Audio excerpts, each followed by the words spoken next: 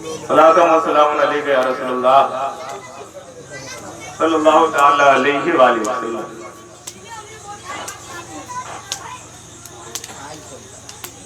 جو مہینہ گزر چکا وہ کربلا والے کا مہینہ تھا۔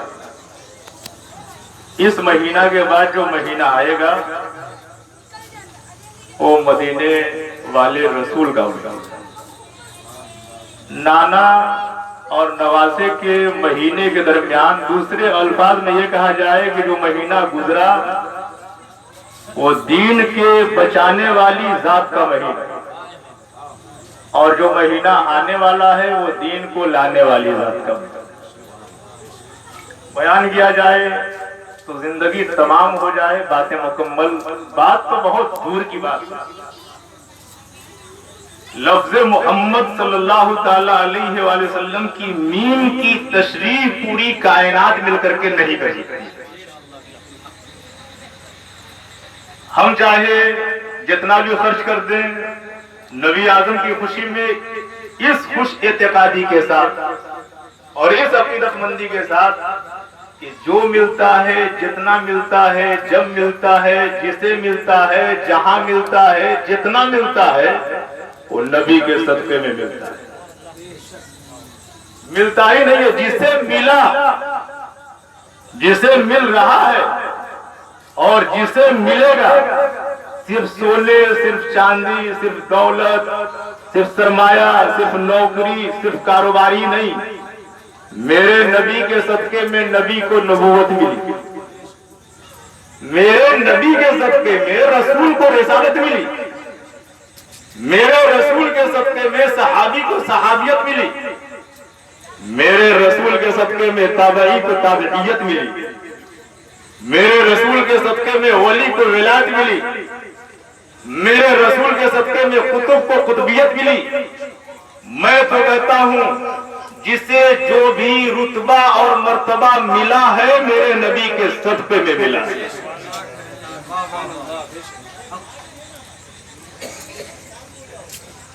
نبی پاک کی مدحت سنانا کس کو آتا ہے؟ نبی پاک کی مدحت سنانا کس کو آتا ہے؟ مقام مصطفیٰ کیا ہے بتانا کس کو آتا ہے؟ کائنات کے اندر کوئی بھی ایسا ہو جو کہہ دے میں نبی کی پوری تعریف کر سکتا ہوں؟ جبریل آپ نبی کی پوری تعریف کر سکتے ہیں؟ میکائیل آپ نبی کی پوری تعریف کر سکتے ہیں؟ اسرائیل آپ نبی کی پوری تعریف کر سکتے ہیں؟ اسرافیل آپ نبی کی پوری تعریف کر سکتے ہیں؟ جواب ملا حضرت آدم، حضرت شیز، حضرت یحییٰ، حضرت زکریا، حضرت ہود، حضرت لوط، حضرت یعقوب، حضرت اسحاق، حضرت ابراہیم، حضرت اسماعیل، حضرت موسیٰ، حضرت عیسیٰ، حضرت یسوع۔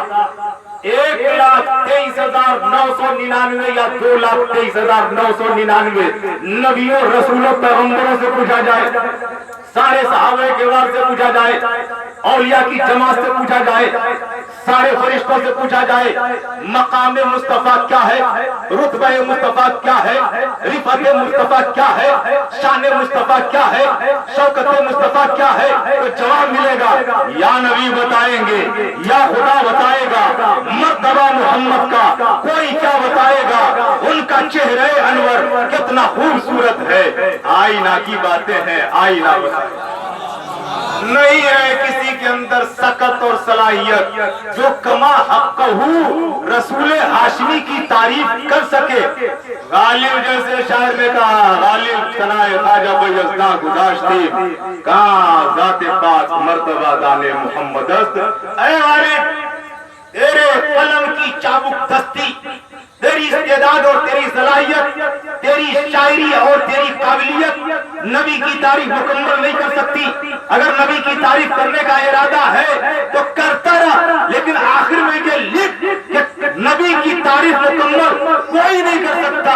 اسی لیے نبی کی مدحت کو اگر ہم چھوڑتے ہیں تو خدا کو چھوڑتے ہیں، اس لیے کہ ذات مصطفیٰ کو کما حقہ جاننے والی اگر کوئی ذات ہے تو میرے رب کی ذات ہے، پروردگار عالم کی ذات۔ ایک بات اور، کیا محبت مصطفی ہے. ہم اتنے اتنے جتنے کتنے کے چکر میں رہیں نا. ہم سے اگر کوئی پوچھے تو صاف الفاظ میں یہ کہیں خدا کے بعد اگر کسی کا مرتبہ ہے تو محمد عربی کا مرتبہ. نبی پاک کی مدحت سنانا کس کو آتا ہے؟ مقام مصطفیٰ کیا ہے بتانا کس کو آتا ہے؟ حد پرواز یہ جبریل کی اعلان کرتی ہے. مقام سدرہ سے بھی آگے جانا کس کو آتا ہے؟ اگر ایک ایک شعر کی تشریح کی جائے تو میں سمجھتا ہوں کہ کم سے کم 4-5 گھنٹے کا وقت لگتا ہے. حد پرواز یہ جبریل کی اعلان کرتی ہے. مقام سدرہ سے بھی آگے جانا کس کو آتا ہے؟ اور مقام صحبہ سے پوچھو کہ سورج ڈوب جانے پر مقام صحبہ سے پوچھو کہ سورج ڈوب جانے پر اشارہ کر کے انگلی سے بلانا کس کو آتا ہے؟ اشارہ کر کے انگلی سے بلانا کس کو آتا ہے؟ اور یہ تو اعجاز ہے ان کا, یہ ان کی حکمرانی ہے. یہ تو اعجاز ہے ان کا, یہ ان کی حکمرانی ہے. بتوں سے کلمہ طیب پڑھانا کس کو آتا ہے؟ بتوں سے کلمہ طیب پڑھانا کس کو آتا ہے؟ اور سبق دیتا ہے ہم کو اس نے حنانا یہ ہر دم. کھجور کی سوکھی لکڑی کا تنا منبر ختم نبوت کے قریب سرکار کائنات ٹیک لگا کر کے خطبہ دیتے تھے. زمانہ بیتا گزرا, اس کھجور کی شاخ کو وہاں سے ہٹا دیا گیا. جب ہٹا دیا گیا تو صحابہ کا بیان ہے کہ ہجر نبی میں, فرقت نبی میں, فراق نبی میں رسول کے منبر سے علیحدہ کر دینے کی وجہ سے, نبی سے جدا کر دینے کی وجہ سے اس سوکھی لکڑی کا یہ عالم تھا کہ ہچکی لے کر کے روتی تھی اور اس کی رورائی دوسرے سنا کرتے. سبق دیتا ہے ہم کو اس نے حنانا یہ ہر دم. فراق یار میں ہچکی سے رونا کس کو آتا ہے؟ فراق یار میں ہچکی سے رونا کس کو آتا ہے؟ اور چلو کربل کے ذروں سے ذرا سا پوچھ لے مل کر, چلو کربل کے ذروں سے ذرا سا پوچھ لے مل کر کہ نوکے نیزہ پہ قرآن سنانا کس کو آتا ہے؟ چلو کربل کے ذروں سے ذرا سا پوچھ لے مل کر کہ نوکے نیزہ پہ قرآن سنانا کس کو آتا ہے؟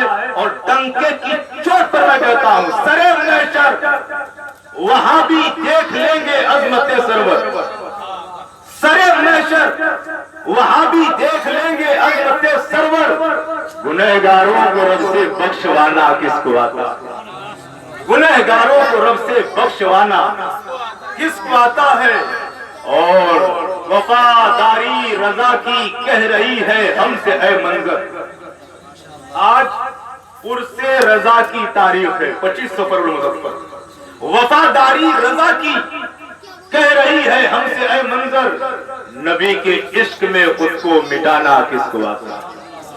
کیونکہ کھانے کا بھی انتظام ہے اور کھلانے کا بھی انتظام ہے, کچھ پڑھنے پڑھانے کا بھی انتظام ہے. میں سمجھتا ہوں کہ میری تقریر برابر آپ لوگ سنتے رہتے ہیں. اگر زیادہ وقت ہوا اور سننے والے پر گرا گزر گیا, گھر والے کو تھوڑی سی چیز محسوس ہوئی یا کسی کو دشواری ہوئی, تو نماز میں اس بات کا خاص خیال رکھنا ضروری ہے کہ کون ضرورت مند ہے, کون ضعیف ہے, کون بیمار ہے, کس کی کیسی حاجت ہے. جب نماز میں اس کا خیال رکھنا چاہیے. یہ تو محفل میلاد پاک, اس میں بھی ہمیں رکھنا ہے, اس لیے کہ نماز کا جو سسٹم ملا ہے اسی میلاد والے نبی کے صدقے میں ملا ہے. تو کیا صاحب خانہ کا کیا فرمان ہے؟ کہاں گئے معاذ صاحب؟